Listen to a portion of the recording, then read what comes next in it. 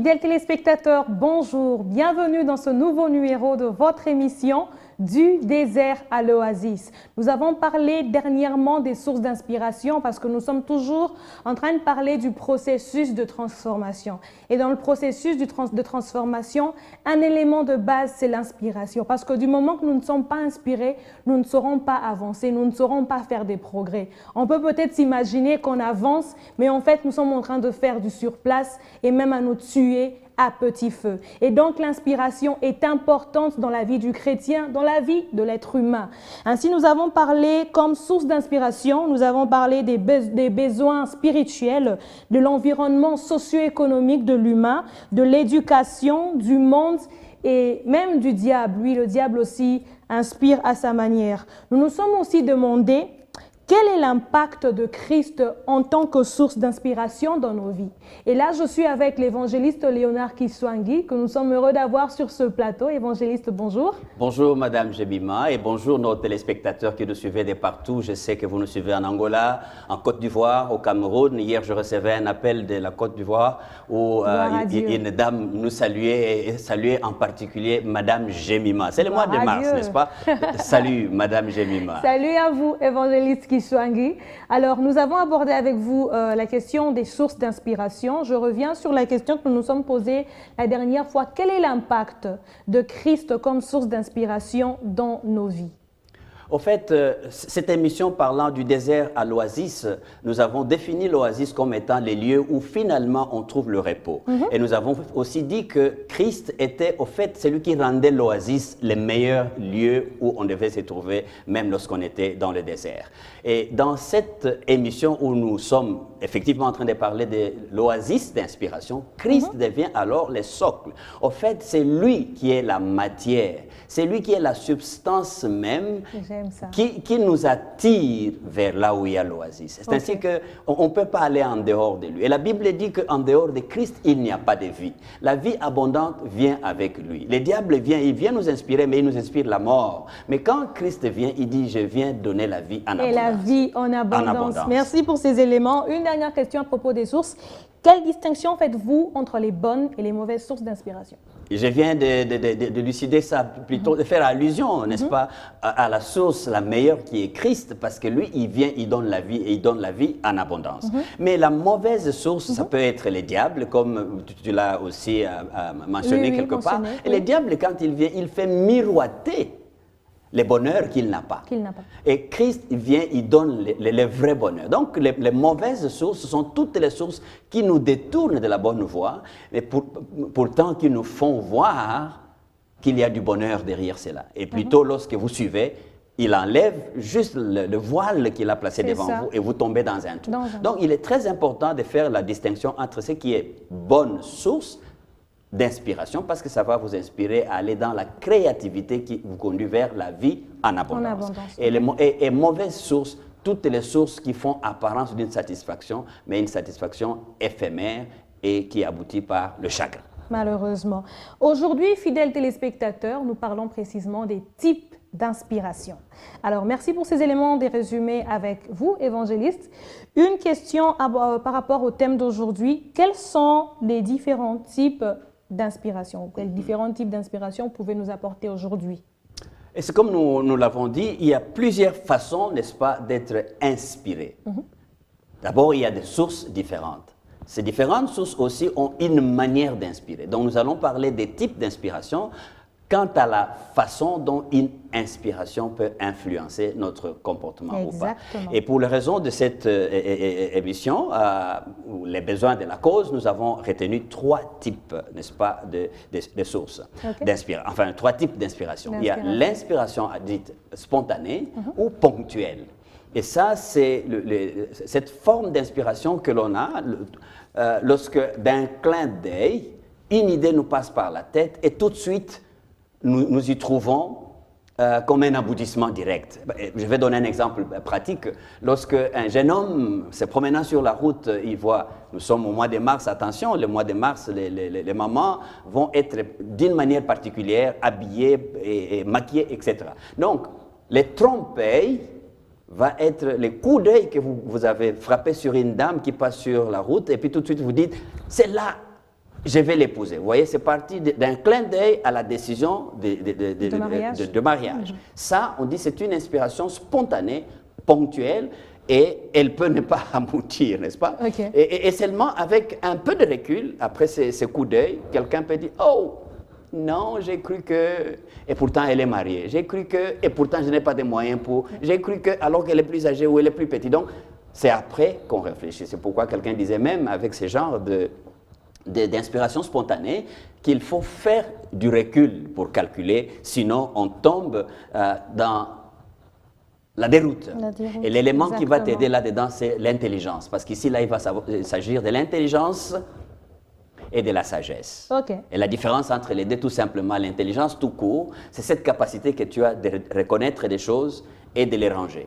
Mais la sagesse va t'aider à sélectionner, à filtrer celles qui devaient être à ce moment et pour te donner une certaine satisfaction en profondeur.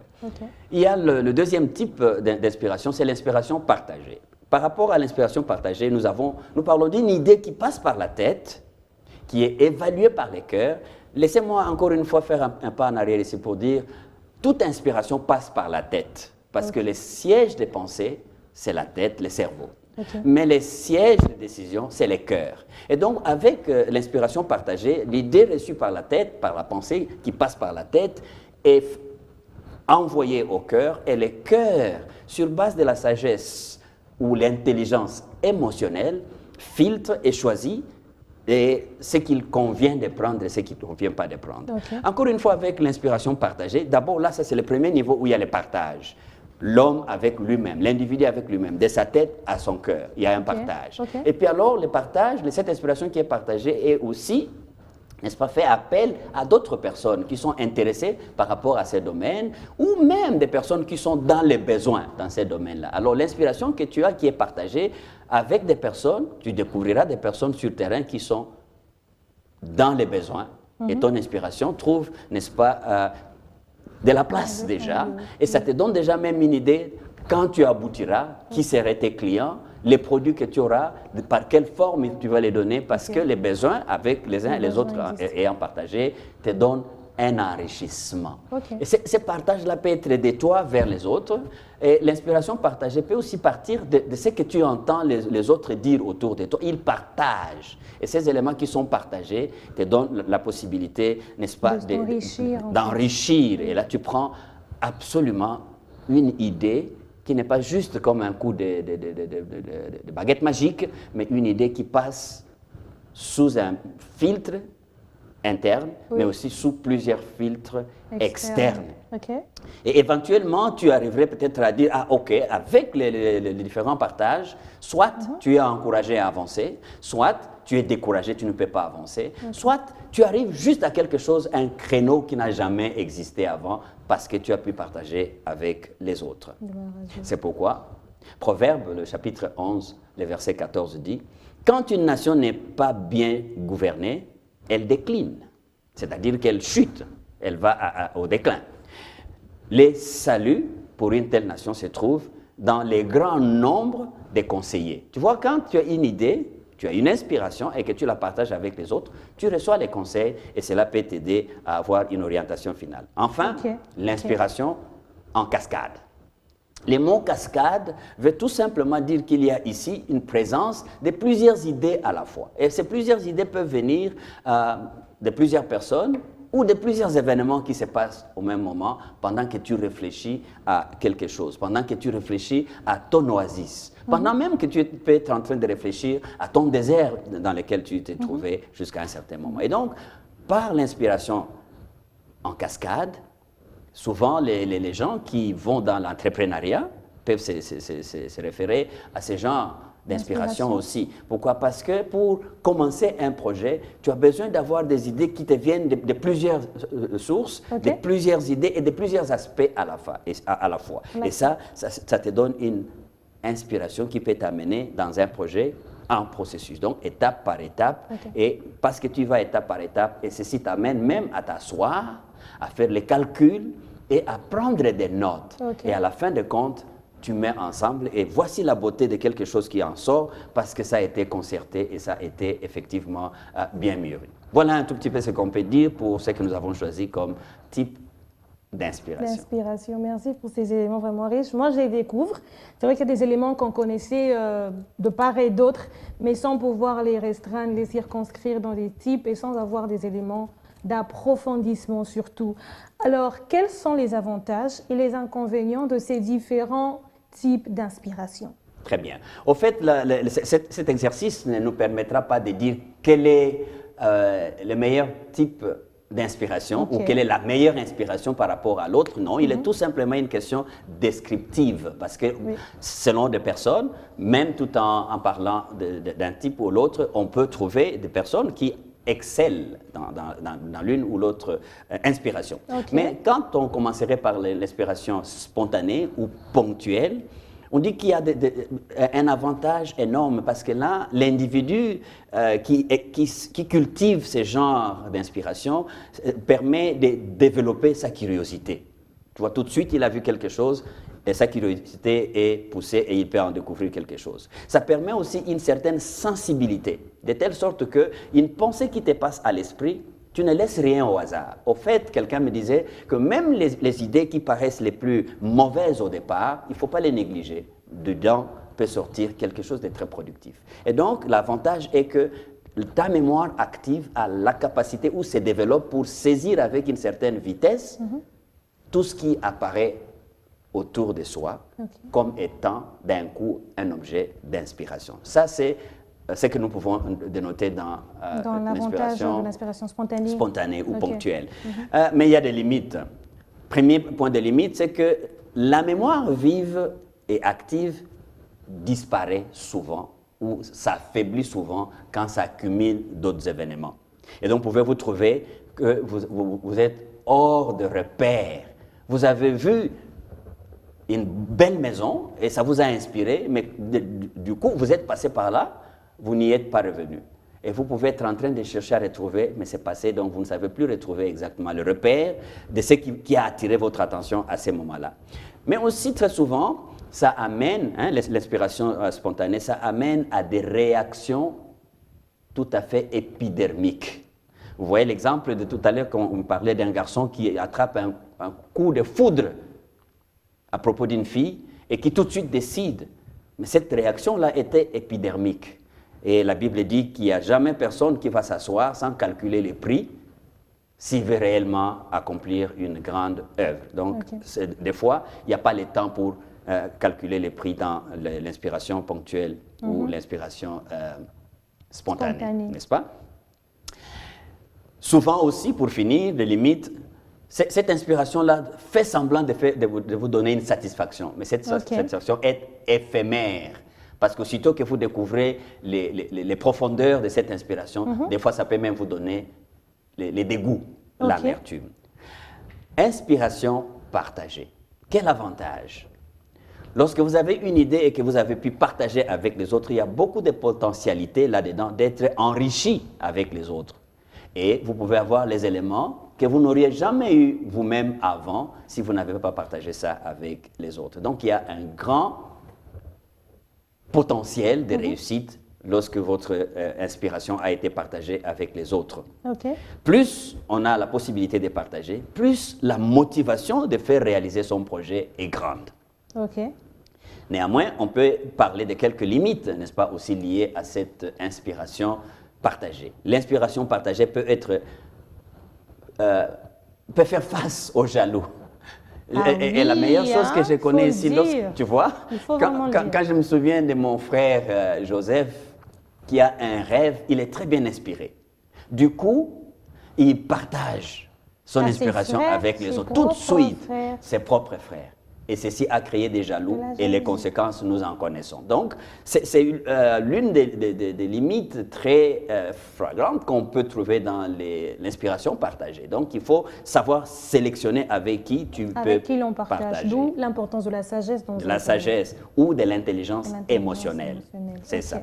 Et donc, un mal intentionné qui t'a écouté, avec qui tu as partagé, peut prendre ton inspiration et il court plus vite que toi il la réalise avant que toi, tu ne sois en mesure de la réaliser. Et donc là, c'est aussi un inconvénient. Alors, c'est pourquoi nous concluons à cet élément-là de limite en disant tout n'est pas à partager et tout n'est pas à partager avec n'importe qui. OK. Enfin, inspiration en cascade. Avantage. Elle vous donne d'abord l'avantage d'un inventaire assez varié et complexe de la situation ou du projet que tu veux mettre sur pied.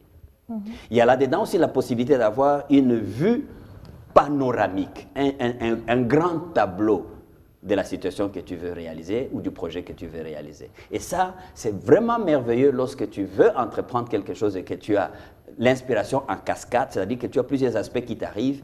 Les panoramas que tu as là, la vue panoramique que tu as, te donne des aspects que tu n'aurais jamais eu dans la première inspiration comme dans la deuxième. Oui. Très important. Mais, comme toujours, les limites ici, c'est que probablement il y a risque de perdre le focus. Quand on a le regard sur plusieurs choses à la fois et que l'on ne sait pas saisir, disons, une direction unique, il y a beaucoup de risques que tu sois éparpillé et que tu prolonges le temps de la réalisation de ton projet à cause de ce que tu as perdu trop de temps en dehors de ton focus. En dehors de l'essentiel. Une autre petite question. Je suis à vous, madame Jemima. Peut-on faire le choix sur telle ou telle inspiration? Est-ce que c'est dans les limites, dans les cordes en fait de l'humain, de voir, bon voilà, non, là je suis inspirée spontanément, je prends du recul, je préfère avoir de l'inspiration partagée. Est-ce que l'homme peut le faire ou bien ça arrive juste comme ça, on le constate, on se retrouve dedans? Et ce que je préfère dire comme réponse à cette question, c'est que c'est toute une culture. Et c'est pourquoi même l'oasis d'inspiration. Une personne qui se cultive peut trouver les avantages qu'il y a dans l'inspiration spontanée et les choix à faire, c'est en rapport au projet qu'on a à réaliser. Et évidemment, n'oubliez pas que la démarche que nous poursuivons ici, c'est la transformation pour la vie abondante. Et donc, l'homme a la capacité de faire les choix en ce moment ici, sur quel genre de projet je suis et quels sont les éléments qui m'intéressent parce que ces projets-là que je veux réaliser, je veux avoir de l'inspiration. Est-ce que je veux regarder à ce que les autres ont déjà fait sur le terrain ou pas? Et là, à ce moment-là, dès que les questions commencent à venir dans sa tête, on est déjà en train de faire le voyage entre ces trois types d'inspiration. Et donc, la réponse au finish est qu'on peut trouver les trois types dans un projet, comme on peut en faire un choix selon les projets qu'on a réalisés. Merci, évangéliste. Merci, vous avez répondu à ma question. Si vous constatez bien, j'ai beaucoup noté parce que j'ai beaucoup appris aujourd'hui. Et j'espère que vous aussi, fidèles téléspectateurs, nous avons parlé des types d'inspiration. Et l'évangéliste a dit qu'il a choisi de partager aujourd'hui avec nous trois types. Donc, inspiration spontanée, inspiration partagée et inspiration en cascade. Ce n'est pas ici un jugement prescriptif que nous faisons, mais c'est plutôt une démarche descriptive à utiliser selon les contextes. Et ici, il y a sincèrement et plus que besoin de la sagesse et de l'intelligence émotionnelle. Parce que si nous n'avons pas de sagesse, nous ne savons pas dans quel domaine utiliser ce type ou ce type-là. Et si vous avez bien remarqué, l'inspiration ici va pour plusieurs domaines de la vie. Il peut s'agir du mariage, il peut s'agir du travail, des projets, des affaires.